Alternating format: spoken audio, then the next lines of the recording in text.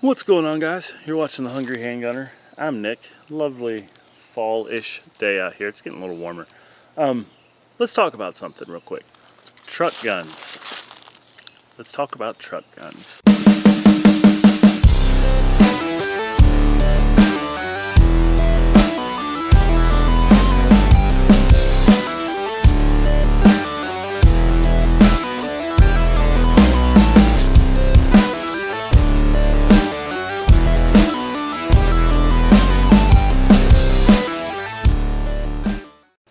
So first, I think we need to kind of define what we're talking about. Truck gun, car gun, trunk gun.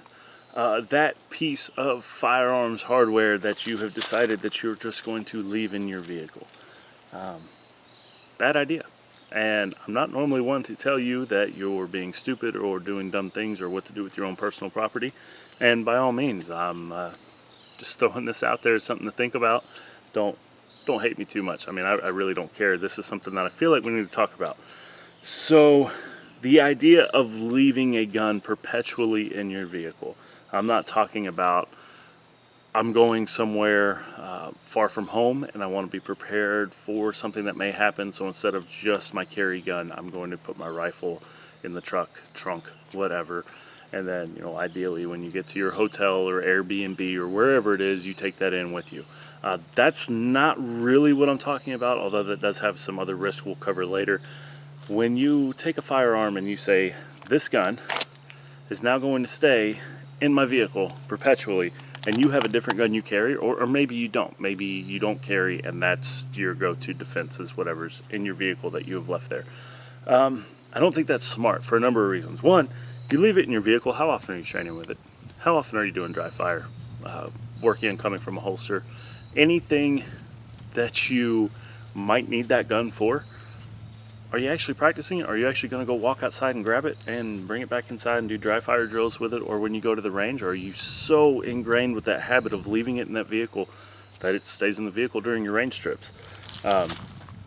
Rhetorical questions. Maybe you do. Maybe you've got like a little thing on your phone. It's like, hey, dummy, grab the truck gun and go practice with it.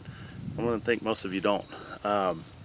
So this gun that you have for these situations where you need an additional gun other than what you carry, or if this is your main go-to in a time of emergency, you're likely not getting in the time with it that you need to get in with it.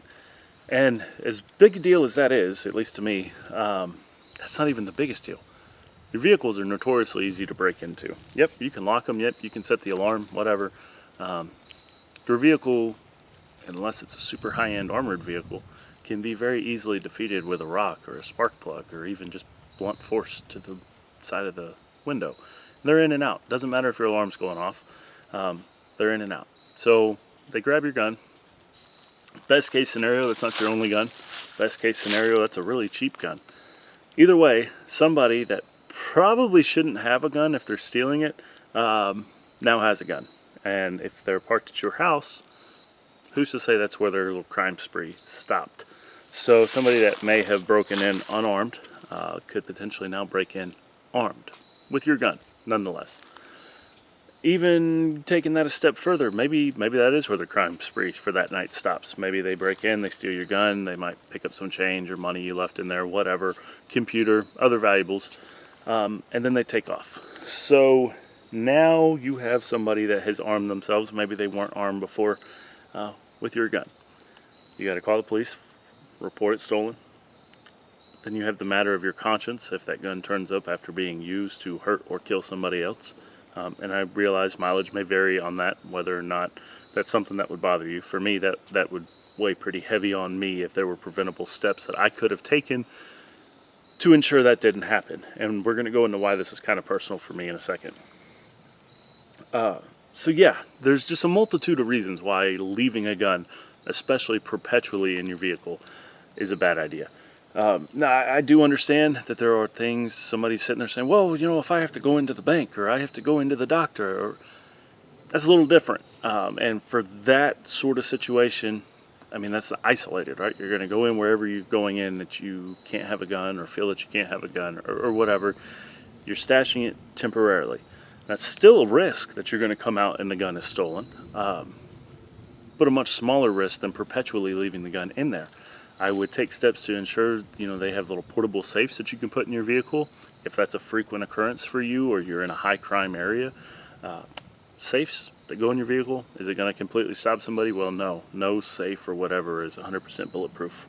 No pun intended. So they can still get your gun potentially, but it's going to buy you some time. It's going to lessen the ease of which they can steal that gun.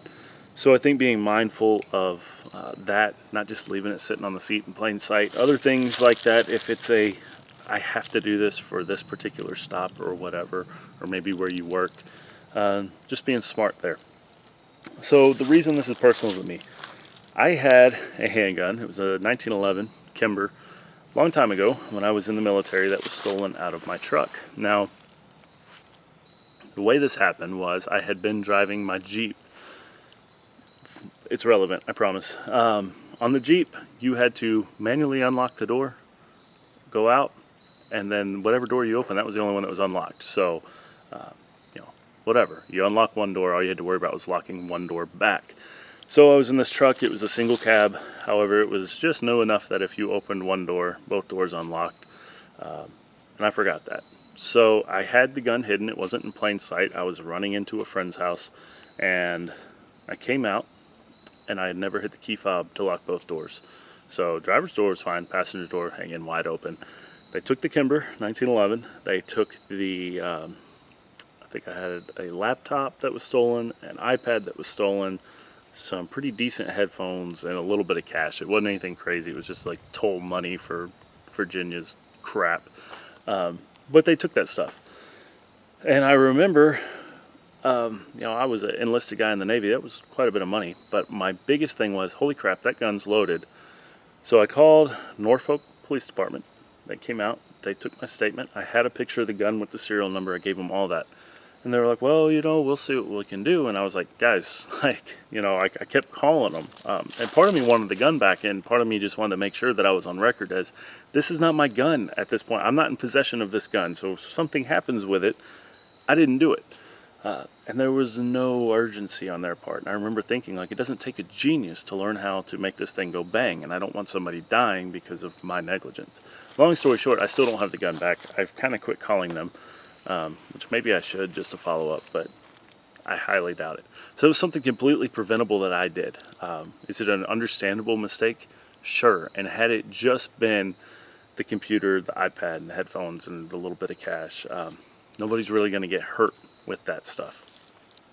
But because of my own negligence, there is a firearm that arguably is in the hands of somebody that should not have one, that arguably could be used to deprive somebody of their property at a minimum, or even their life.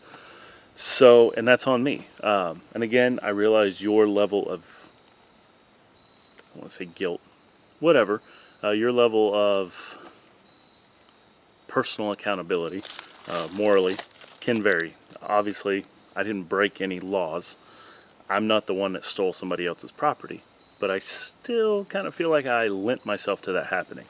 So that's why it's personal to me. I try to make a habit of not leaving a gun in a vehicle any longer than I have to, as is strictly necessary. So I would urge you to think about the truck gun, trunk gun, vehicle gun mindset a little bit. If you decide that's still what you want to do, then there you go. You're an adult, right? So, but there are drawbacks to it, and I know the argument can be made, well, I live in a good area and I only do it when I'm at home or whatnot, and I'm guilty of sometimes I have a long commute. I'll take my carry gun off as I get home, get closer to home, set it in the seat. Yes, I know that's crappy all the way around. I know that, but being honest here. And I have been known to go inside and the carry gun's still in the truck. Now I do lock my vehicles, but still, I try not to do that, because even though living in a good area, there's always that chance, right? So, and more importantly, driving down the road with an unsecured firearm, you get in an accident, God knows where it's going to go. And who's to say that if you need that firearm after that accident, for whatever reason, it's not there. So, just be smart. Something to think about. If you have any thoughts on truck guns, vehicle-mounted guns, trunk guns, whatever the case may be, whatever the term is you want to use, go ahead and drop them in the comments. So this is kind of this is one of those videos I really didn't want to make, per se, because I kind of, on the back of my head, I already know there's going to be people saying, well, who are you to tell me what to do with my stuff?